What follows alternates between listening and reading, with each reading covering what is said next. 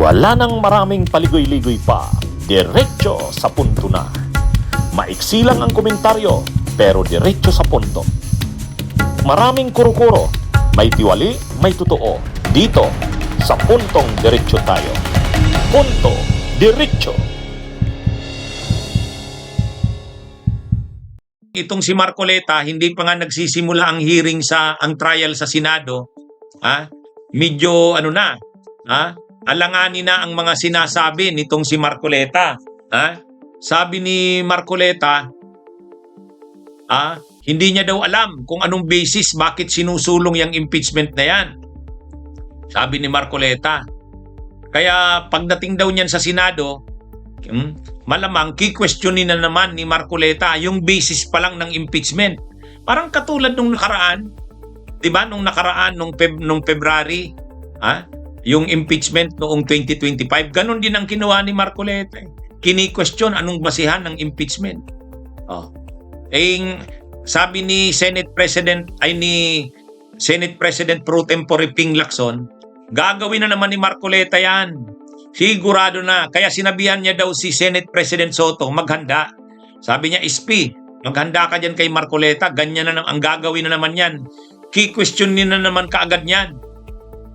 Taka sinabi naman ni Marcoleta hindi niya raw maintindihan ano ang basis at sinusulong yung impeachment na yan. Kaya sabi ni Senate President pro tempore Ping Lacson, sinabihan niya daw si SP Soto, si Senate President Soto, maghanda ka, SP Soto. Kasi yan, alam na natin kung anong gagawin niya ni Marcoleta.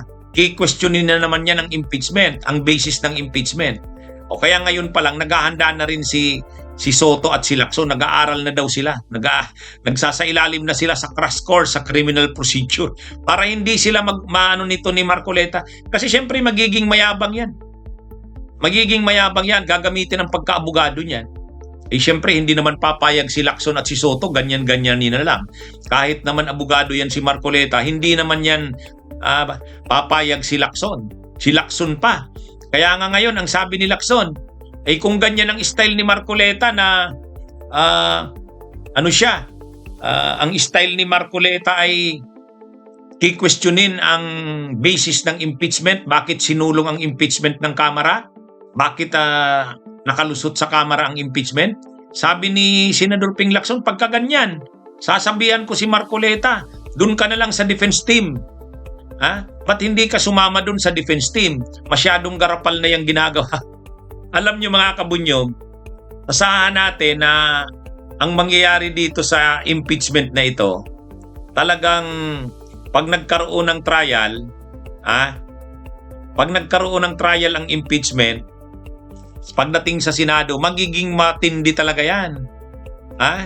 Yung labanan ni Marcoleta sa ni Lacson sa Blue Ribbon, madadala yan hanggang sa impeachment trial. Lalo pat siyempre si Sara Duterte ang nakasalang dyan. Siyempre ipagtatanggol at puprotektahan niya ni Marcoleta. Siyempre naman si Senador Ping Lacson hindi naman papayag yan na bastos-bastusin sila ni Marcoleta. Kahit naman abogado yan, hindi papayag yan sila Senador Ping Lacson at Senate President Soto. Kaya sabi nga ni Senador Ping Lacson, kapag ganun daw ang ginawa ni Marcoleta, sasabihan niya, ba't hindi ka na lang doon sa defense team? Ba't hindi ka sumama sa defense team? But may usapan pa about impeachment. Ang hirap na nga ng buhay ngayon dahil may crisis. So, hindi nyo pwedeng talikuran yung ganong obligasyon nyo na nasa Constitution.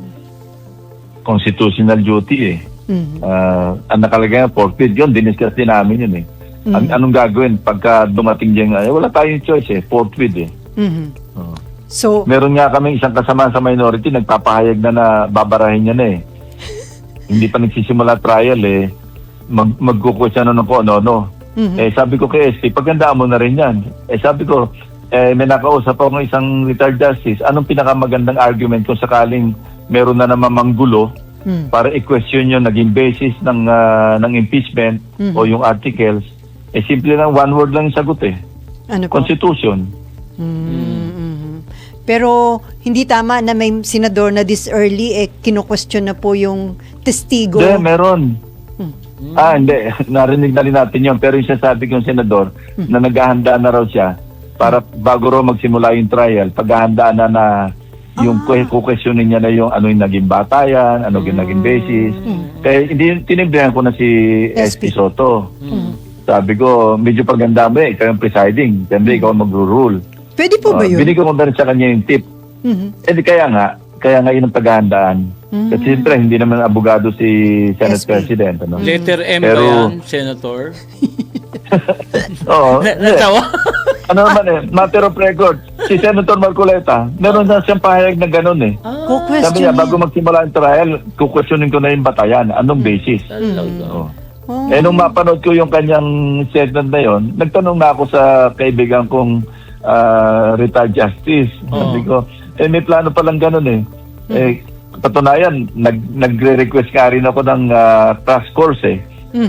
Si SP, nag-undergo siya ng crash course ngayon eh. Para sa yung rules of court, revised rules of criminal procedure. Kasi kailan maganda siya eh. Pero sir, kapag Sabi ko, ako rin eh. pag ginawa ni Marcoleta, hindi ba maka-question niya yung kanyang pagiging senator judge kung siya ba'y Bias na pagiging agad, bias? Oo, di ba? Depende how he will present it. Baka lumabas pursuit, baka doon sa defense, baka sabihin na lang namin, doon ka na lang maupo. Di ba Kasi ang paglilinaw nga naman ni Senador Ping Lacson, bakit ngayon pa lang marami na silang mga kasamahan ng senador, lalo na itong si Marcoleta, na linalabas na kaagad ang kanilang pagiging pro-Sara. Dapat hindi. Hindi sila dapat lumabas ang pagka-pro-Sara nila kasi judge sila eh. Magiging silang huwes sa impeachment court, sa impeachment trial. Bakit ngayon pa lang ganyan na ang mga statements ni Marcoleta? Bias na kaagad eh. Ganon din si Amy Marcos. Di ba sabi ni Amy Marcos, ang komentaryo ni Amy Marcos doon sa kay Madriaga, sabi ni Madriaga, sinungaling ka Madriaga. Ganito ba ang ito bang mga tulad ni Madriaga ang magiging testigo sa impeachment sa Senado? Kumbaga dapat sa parte ni Amy Marcos, hindi siya nagko-comment ng ganon kasi magiging siyang judge eh. Ganon din itong si Marcoleta. Kaya nga lang wala tayong magagawa sa mga yan eh. Pero winarningan na ni Senador Ping Lacson eh. Ang warning ni Senador Ping Lacson, sabi niya, pagka ganyan ang ginawa ni Marcoleta, sasabihan niya daw ito, doon ka na lang sa defense team. O bakit hindi ka ang ginagawa mo para ka ng defense team eh. O ba't hindi ka na lang maging parte ng defense team? Oo nga naman Kaya mga kabunyog, sa totoo lang, pag nangyari talaga itong impeachment sa Senado, makakakita tayo ng matitinding bakbakan. Matitinding bakbakan dito. Kasi ang gagawin ng mga senador na kakampi ni Sara, pipilitan talaga nila, lalo na si Marcoleta. Si Amy Marcos, Marcoleta, pipilitin talaga nila. Mas magiging garapal ito kaysa nung panahon ni Estrada. Di ba nung panahon ni Estrada, may mga senador din nakakampi si Estrada. Pinagtatanggol nila sa ERAP. Ayaw nilang pabuksan yung ayaw nilang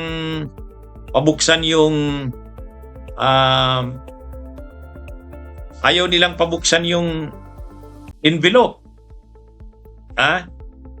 Kaya yan mga kabunyog, yung mga senador na yun tulad ni Tessie Aquino Oreta, garapal. Pero hindi naman kasing bastos nito nila Marcoleta. Itong sila Marcoleta, tingin natin pagdating nito sa trial ng impeachment ni Sara, magiging mga garapal din to. Pero yun na nga, naghahanda na rin si Senador Ping Lacson at si Senate President Soto kasi alam niya na ang magiging ugali at ang mga gagawin nito nila Marcoleta. Ngayon pa nga lang, ang banat na ni Ping Lacson kay Marcoleta, mag-defense team ka na lang. Hindi ka kasi para ka ng abogado ni VP Sara ay magiging kang impeachment judge sa impeachment court. Tapos ganyan, bias ka na kaagad, hindi maganda. Wag ka nang maging judge, maging defense team ka na lang. Anyway, mga kabunyog, mga kabayan, yan yung nangyayari ngayon. Ito mga kabunyog, ito, magiging mainitan talaga itong hearing na ito, itong trial na ito ng impeachment ni Sara. magiging mainitan ito. Pero sa isang banda rin, ewan lang natin kung si Escudero magiging mayabang pa rin. Dati kasi, di ba, ang yabang-yabang ni Escudero, nung nakaraang taon sa impeachment ni Sara, ang yabang-yabang ni Escudero eh. Ewan natin ngayon kung ganun pa rin. Ha? O baka naman medyo magbago na siya kasi sa dami naman ng mga kontrobersyang kinakaharap niya.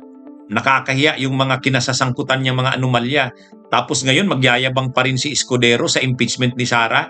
Kasi noon, ang yabang niya, di ba? Pinapakiusapan na ng taong bayan na mag-proceed na ang trial, forthwith, ayaw niya. Hindi daw siya mapapasunod. Kung ano daw gusto niya, yun daw masusunod. O ngayon, natanggal siya sa pwesto. Iwan natin kung pagdating sa impeachment trial, ganun pa rin itong si Escudero. Si Cayetano, ganun din. Mayabang din yan noon. Ewan natin ngayon. Malalaman natin yan. Pero maganda naman kay Senate President Soto at Senador Ping Lacson, naghahanda na daw sila, mga kabunyog. Hindi daw sila papayag na parang paikot-ikutin sila dahil hindi sila mga abogado. Hindi. Magtutulungan sila, sabi ni Senador Ping Lacson saka Senate President Soto. Patatakbuhin nila ang impeachment ng maayos. Bunyog, bunyog, halikan na kasama ka. Bunyog, kapag buklod ay may pag-asa. Luzon, Visayas, Mindanao, isa ang pananaw. Sa bagong Pilipinas ang bunyog isisigaw. Bunyog.